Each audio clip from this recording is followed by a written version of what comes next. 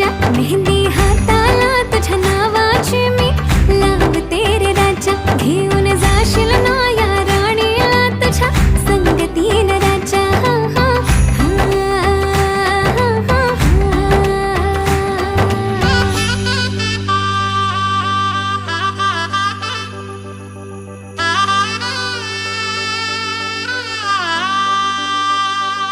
सजली ही नवरी बाई नवरोबासाठी ग, गाली हळदी चाले दिसते किती गोड ग.